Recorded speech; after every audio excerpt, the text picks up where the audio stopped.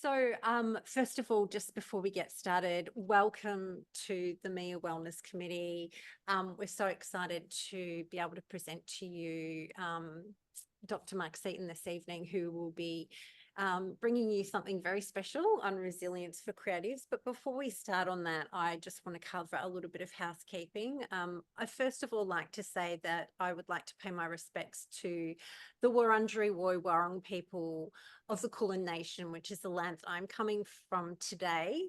And I know that you're all coming from different lands, so please feel free to put it in the chat if you would like to acknowledge and pay respect to the land that you're coming from today.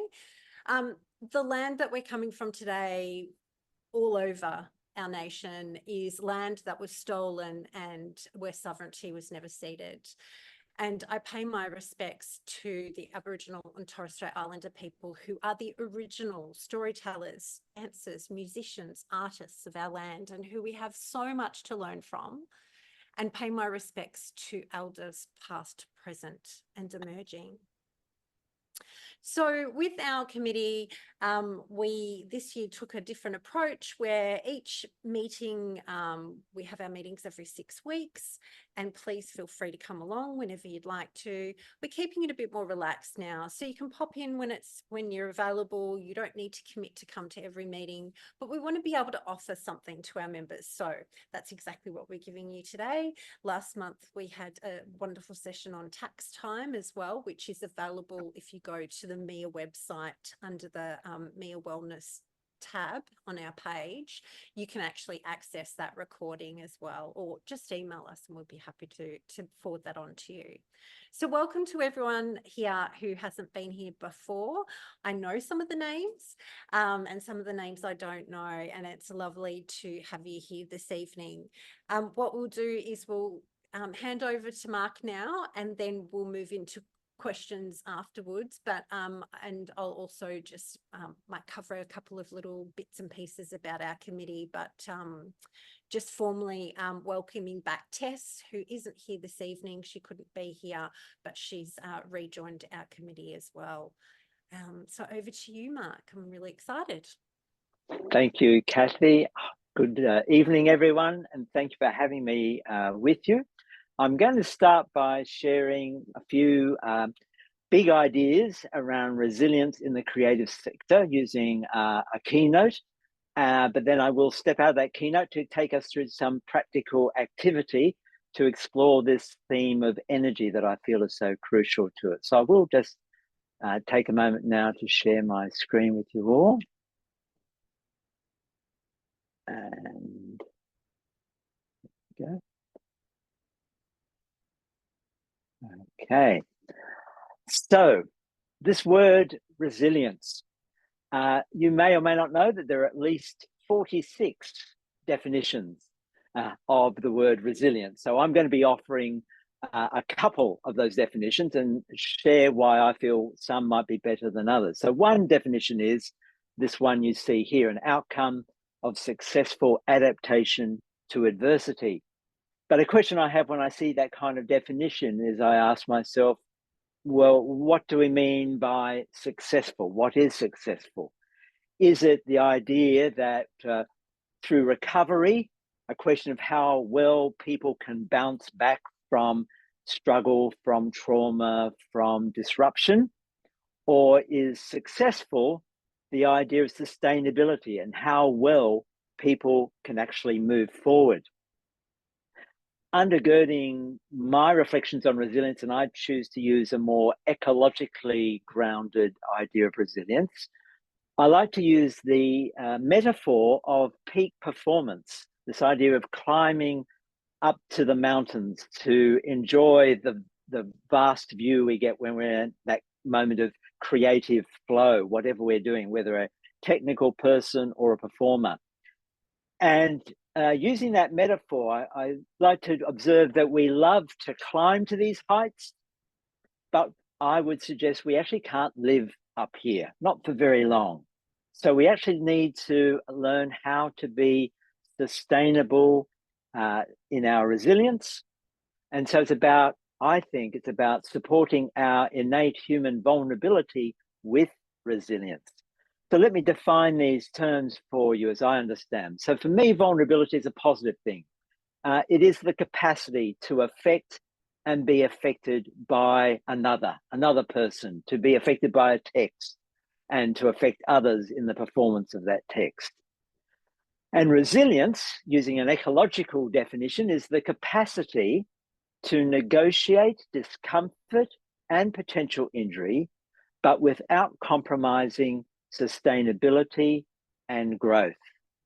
This is about recognizing we can't necessarily always avoid injury, and that we, if we had enough resilience skills, we'd always be okay. It's about this ability to negotiate it without compromising sustainability and growth. And I draw upon particularly the insights from Margaret Shildrick, who has declared, and I believe this to be true, that vulnerability is an inevitable quality of being human, and that's an okay thing. Many of you may have heard of Brené Brown, who talks about this notion of vulnerability. She says, and this image is of like waiting to go into the arena. As she observes, if we are full of fear, self-doubt, comparison, anxiety, and uncertainty, how could we dare enter the arena? But she responds to this by saying, if we recognize that vulnerability can be supported by resilience, then vulnerability can also be the birthplace of love, of trust, of belonging, of joy, of empathy and connection. And so we can actually welcome the reality of our vulnerability. So I've developed this concept of resilient vulnerability, that we can actually learn resilience through our vulnerability, rather than trying to deny it or avoid it. And in my own lived experience, I've identified these 7 elements that enable me and those that I've coached to embrace becoming more resilient through our shared vulnerability. And so these 7 Ps, deliberately chosen, so we'll remember them, you might like to consider your own personal response to each of these elements. And these are interdependent elements. So they all feed each other. And I'll just briefly unpack what each P represents and how we might think about it. So foundationally, I see we need presence and perception. Presence, what do I notice in my own self, my own body, as I prepare to create? And that's what we're going to do our practical exercise in, that a notion of presence. But secondly, we also need to think about perception. What do I perceive in the world, and how do I make sense of my experiences?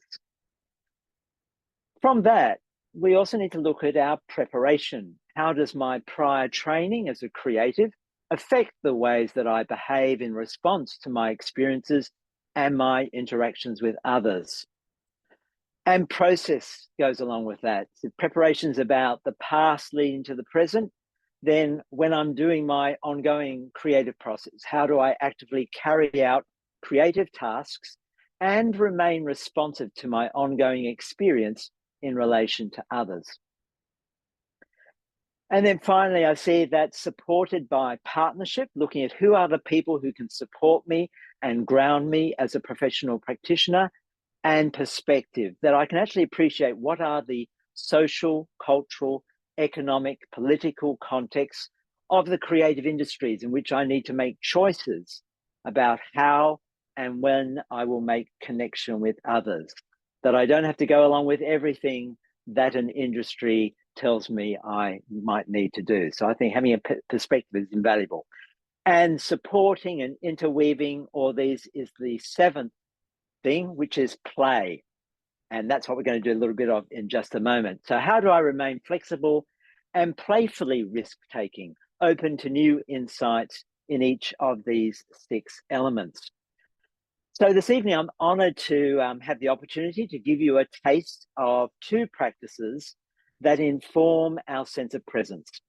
In particular, the different qualities and preferences of energy that we all have as embodied persons. Now, I mentioned play because as a practitioner of a practice called Interplay, I really appreciate 3 things they invite us to practice in noticing our sense of presence. And they talk about body data. That is, what do we notice right now? What are you noticing as you're in the room with me? Are you in a warm room, a cold room? Are you catching your breath having just logged into this session? Or have you been waiting all day for this session? Just what are you noticing right now in your body? And then if extended a bit longer, body knowledge becomes about what you notice as a pattern or a habit. And when we do this energy exercise, I'll be inviting you to notice, do you have a preference for one energy against another? Do you find yourself habitually preferring one energy to another? So that's body knowledge. And the third thing that we can develop from body data and body knowledge is body wisdom. And body wisdom is about what you choose to do more of or less of. And so you can actually then look back to the patterns, the habits. Is it good for your body to do more of this or less of this, or make a choice to do something that you might do more of? So I'm going to introduce you to the neuromuscular coordinating patterns. It's quite a long word, but you can see it's got the mind, the neuro bit, the mind, the muscular, the body, and it's about coordinating how we use the whole of ourselves in different ways with regard to energy. And this is drawing from a practice known as the FEBI, the Focus Energy Balance Indicator. So I'm going to stop sharing my screen now and take you through these 4 qualities. Invite you, if you feel comfortable, to do this with me. If you would rather just witness, that's okay by me. So if you're able to, I'm going to stand by adjusting my screen here so that I have a little bit of room. So if anyone also is able to stand, please feel to do so. But if you don't, you can do this seated as well. But I find it's a little easier standing. So I'm going to introduce us to this thrusting, pushing action first. And before I even start the music, I'd like to just get you to just point towards your screen with a thrusting action of your arm. If you'd like to try that. Yep, you'll notice you have to pull it back in order to push it forward. You can do the other arm. And you can go out to the sides. You can go up. You can go down. This is great. Could just pause for a moment. Let us have a bit of music to add some energy to this. So I'll just play this. Can you hear that music? We're getting music you're hearing? Not hearing the music. Okay. That's why I just like to check. I'll just swap over. Pause it there. You'll have to sing, Mark. Not a kind of singing kind of sound that I will just share the music. What it was. Okay. Computer audio, share. Just give me a thumbs up if you're hearing it this time. As I start. Are you hearing it now? Yes. Okay, so we're pushing and going up and out, whichever way you want to go now. So free form. And if you can kick a foot out to one side, you can do that too.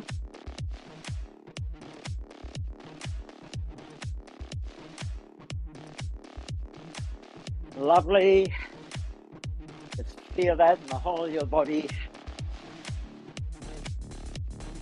And we'll gradually bring that to a pause. I'll just rest for a moment there. Just close your eyes now. Just notice how that feels in your body. I'm feeling quite energized by that pushing, thrusting action. Just notice that in your body. Notice how that feels. Is that something you would have liked to have done more of? Or is that something you're quite glad that I stopped doing? With your eyes closed, now just shake that out of your body, opening your eyes, and we're now going to go to our next movement. I'll start the music this time, just to make sure we have it with us. Can you hear music again there? Yes, great. Okay, so we're going to start with one arm swinging backwards and forwards.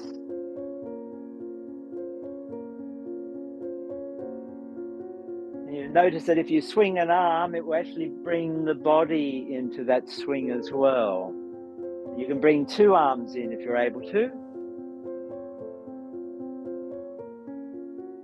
Great. So feel it goes from one extreme to the other. And you can go forward as well with that swing, and back and forward and back, forward and back, and side to side.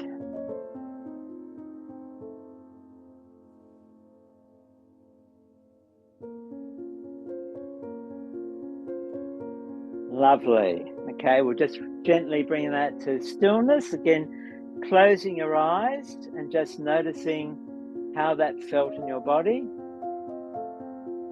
Pull that down. So closing your eyes, noticing that feeling. And then shaking that out. Opening your eyes again, we'll go to the third of our 4 energetic qualities. Bring up the music there. Okay, this one. Okay, this time standing in an upright posture.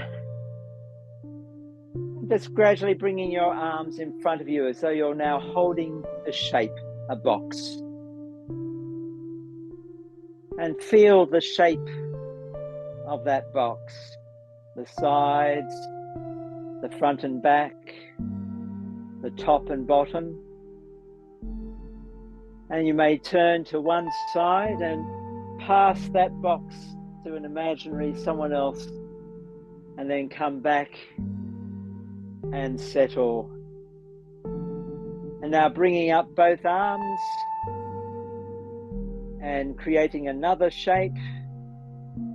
And you can play with your own shape that you might hold. So holding a shape in stillness and then making a new shape. Lovely. Holding another shape and turning it and just placing that shape down on the desk. And again, just resting, closing your eyes, just noticing how that felt. Just pause the music there. And again, gently shaking that out of your body. We're now moving to our last of our 4 energetics. And I'll just start this off. So this time imagine that you've got a balloon or a kite that's kind of lifting you up a bit. It's kind of letting you float and hang as it moves through the air.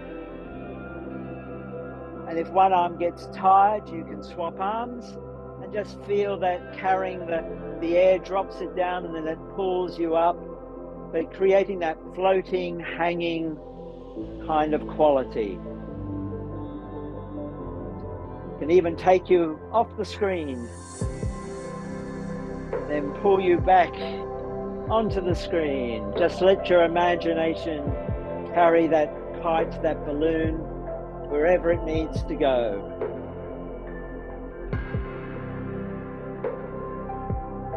Lovely. Right. And now we'll let the balloon go, the kite go, just coming back to that resting place. Again, closing your eyes, just having that experience for yourself. Bring that back. Lovely. Okay, and shake that out. And if you'd like to have a seat, we'll just now check in and see if you're comfortable to share. If any of you had a particular preference for the pushing thrusting. Did anyone have a preference for pushing thrusting? No, or not from the people I can see. That's okay. Did any of you particularly enjoy the swinging one? Okay, we've got a few swingers here. That's lovely. Great, thank you, swingers. Then we have shaping. Any shaping folk here? Not by appearance. And then we had floating, hanging. Any float floating ones, right? You had 2 or 3 there. So just to notice that, 2 things to notice, that your preference means that this is an energy that potentially you can bring as a natural strength to activities that you need to do or enjoy doing. But it can also mean that you tend to only use 1 or 2 of these energetics, which may not always match what is required of the task that you need to do. So particularly if you work in teams, it could be very helpful to notice what are the preferences of your team members. Are they thrusters? Are they swingers, hangers, and so on? Now, these different energetic qualities in a study done by the founders of FEBI, who are Elizabeth Vetzig, who is a dance choreographer, and Ginny Whitelaw, who is a NASA scientist, they have found that we could match each of these 4 energetics to natural parts of bodily expression, but they also can be overmatched into areas of life. So if you found that you like the pushing, thrusting, this can suggest that you actually like to get things done. You are a driver. If we were to use a word, you are a driver. You like to push and see things happen. If you enjoyed swinging, that's actually associated with collaboration. It's about being connected to other people, being able to move in and out of relationships as are required in a collaborative setting. If you liked shaping, if your preference was for shaping, this can suggest that you actually like to organize things. You like to manage things and have everything in its place. And if you enjoyed floating, hanging, as I very much do, you are possibly associated with the visionary, being open to new possibility. So the 2 things we can learn from this is you all had preferences. I have a preference too. I have a preference for floating and hanging, and I also like shaping. I like organizing things. But if we only stay with our preferences, this limits our range of being able to connect and sometimes even to get our own vision of what we want to get done in the world promoted and moved forward. And so a key thing that you can learn from this is while you had your preferences, you could do all 4. So all 4 are available to you. And so what's valuable about that is as we think of this presence, this first principle here of being resilient in our vulnerability, we're aware of the energies that we naturally have, but also the energies we need to get various tasks done or to bring in new information to address a creative task or opportunity. There are ways that we can actively nurture those other energies that aren't our natural preference. Indeed, I'll share briefly my own experience with pushing, thrusting. I associated in my younger days as almost the violence being done against me, and I felt very negative towards that kind of energy.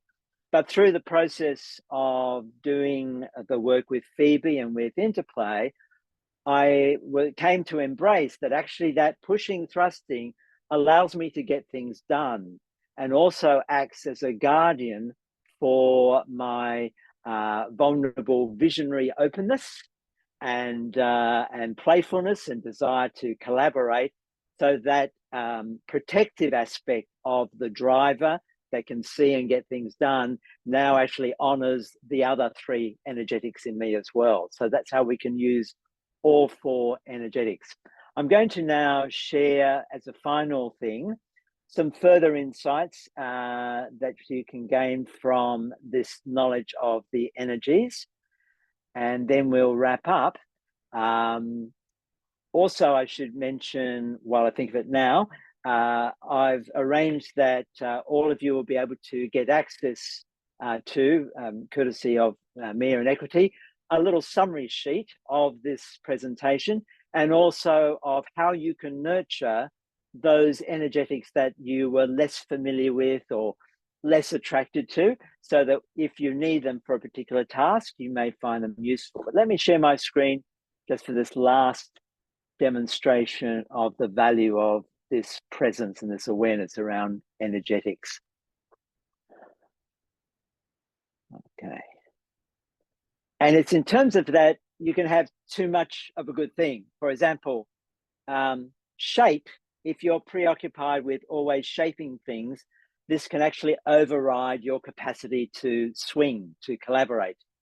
We can see this if you tend to preference thinking that avoids feeling with. And in fact, ordering all the time, shaping all the time can actually lock us in. Our ribs can get locked in, and the breathing perhaps can feel quite contained if we overdo shape.